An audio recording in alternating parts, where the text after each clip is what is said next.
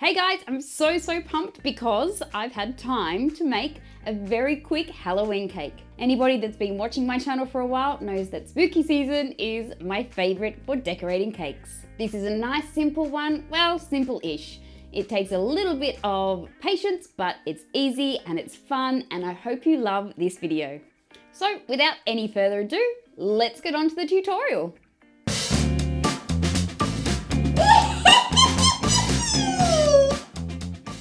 Now the first thing I've done is created an image to go on the front of the cake. I used a circle cutter and just freehanded the creepy little clouds.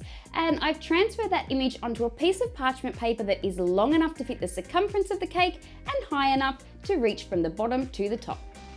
I'm then cutting out that image, just the circle first, and you want to keep both of these pieces, you'll need them both. I went ahead and cut out the little clouds from the round section.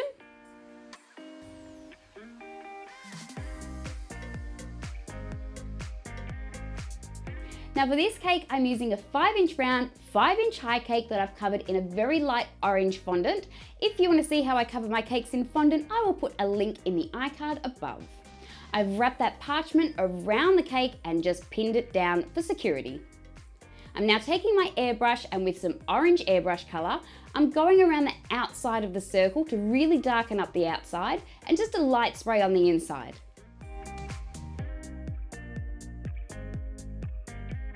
Now let's remove the parchment. As you can see, I've got a little bit of blowout here, but I'm not too worried, and you'll see why shortly. Now, you want to set that aside to dry and make sure it is completely dry before doing this part. I'm taking the moon section and I'm coating the entire back of the surface with some vegetable shortening. I'm then placing that moon over the now dry airbrushed cake that we've just made.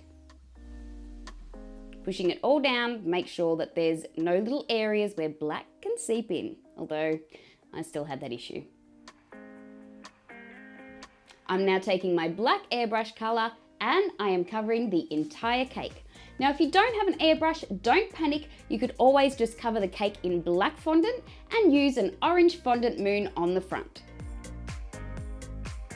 Once again, you want to set the cake aside to make sure it's completely dry. Once it is, let's remove that stencil. As you can see, I did get a few little jagged edges here. You could leave it if you want. It is spooky season and it doesn't really matter, but I got a little bit extra, and I took a very fine paintbrush with some black gel color and just went around the edges to clean it up a little bit.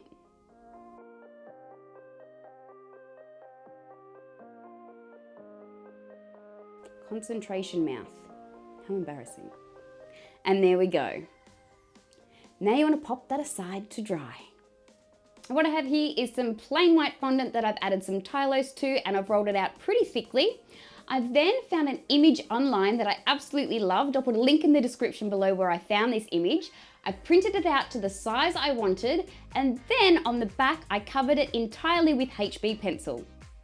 I then pinned that to my piece of Tylose infused fondant so it doesn't move around. And then I took my pencil and I outlined the entire image. Now don't panic, pencils are made from graphite, there's nothing toxic about this. You're then left with the image. I have some gel colors here that I've put a little bit on the edges of my palette so I know what color's what. They all seem to look the same in the palette, so it just makes it a little bit easier to decipher. I start by doing a dark outline with just plain gel color. And this is sort of where the shadows are. But as I pull it outwards, it starts getting lighter, which is what we want. And then right on the edges, I'm down to nearly no color, which makes sure that it's a lot lighter. You end up with a lot more dimension, and then I just go over the top of it with a little bit of decorator's alcohol to smooth it all out. And then of course went ahead and painted the entire little girl the same way. Such a cute, spooky little witch. And her cat, of course. Every witch needs a good sidekick.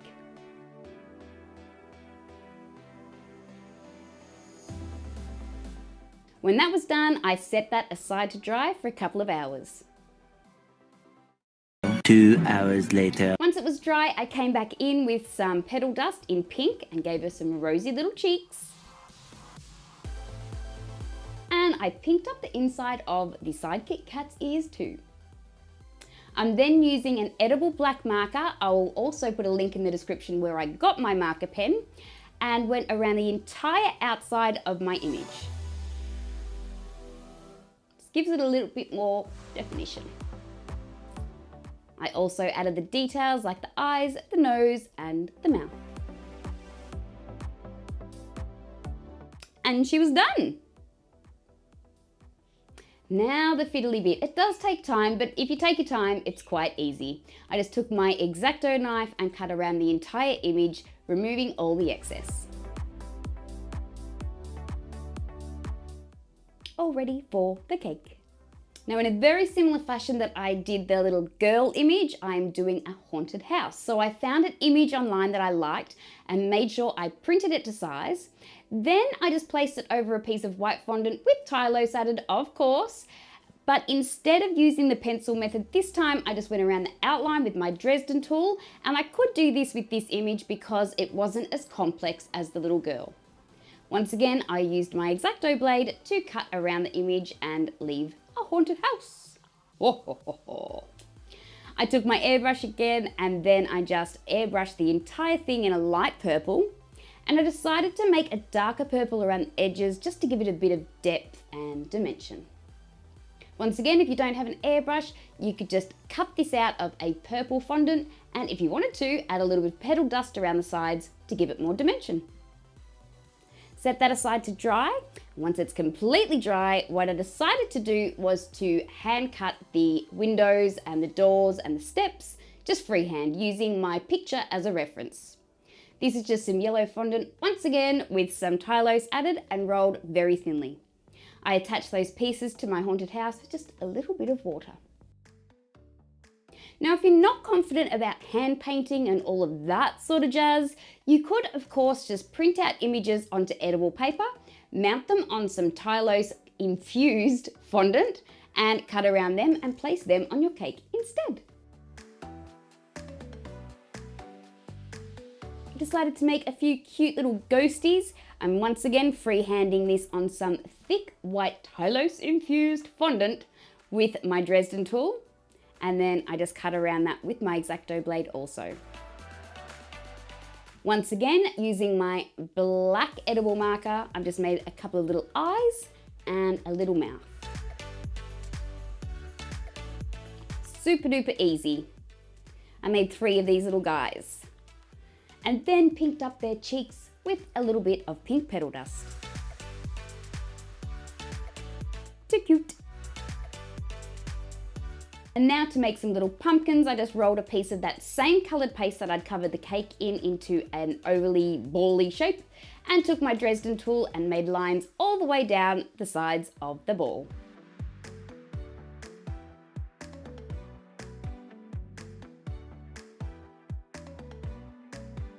Smoothed it down a little bit, and we have a cute little fondant pumpkin. Once again, I'm taking some petal dust in orange this time, just to give the pumpkin a little more dimension. This is a messy job, but someone's got to do it. Once again, taking my edible black marker and just making a couple of little eyes and a little mouth for a sort of kawaii style pumpkin. On to covering my cake board. I have sped this part up because I used somebody else's method for this. The amazing Tracy from the Little Cherry Cake Company uses this method called the toilet seat method, and I'll put a link in the description where you can find the video of how she teaches you how it's done. I then just took my airbrush with a bit of orange in it and gave the board a little more dimension also.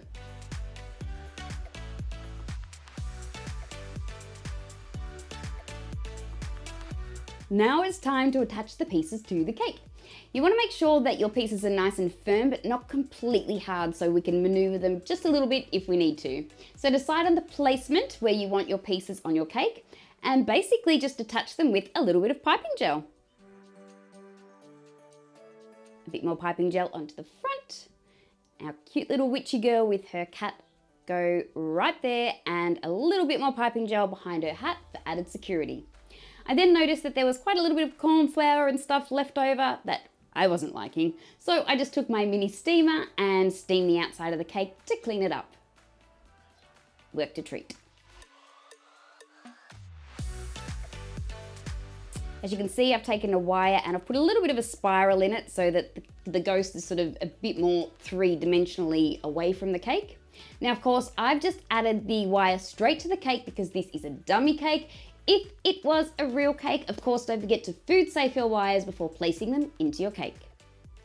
I then just attached one of the ghosts with a little bit of piping gel onto the front of the cake and another one in a wire at the top. Placed my cute little kawaii pumpkins where I wanted them, and I ended up making some little green vines for them also.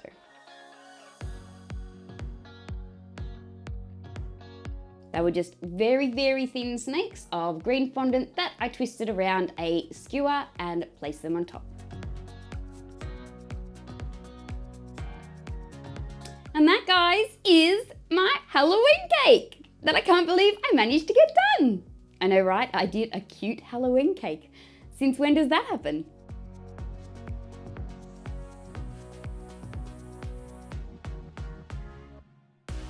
This cake was actually pretty simple. It just took a little bit of time and patience.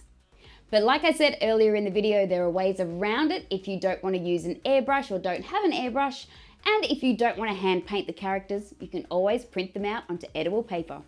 Well, if you've watched my last video, you'll know that I don't know when I'll be back next, but I hope you really, really enjoyed this tutorial. If you did, please don't forget to leave a comment and let me know. Give this video a thumbs up, and if you haven't already, please subscribe to my channel by hitting that button below and hit the notification bell so you're informed every time I upload a new video. Well guys, I look forward to seeing you again really, really soon, fingers crossed. Until then, enjoy spoopy season, and you know what to do? Go and get your cake on. See you next time, guys. Bye-bye.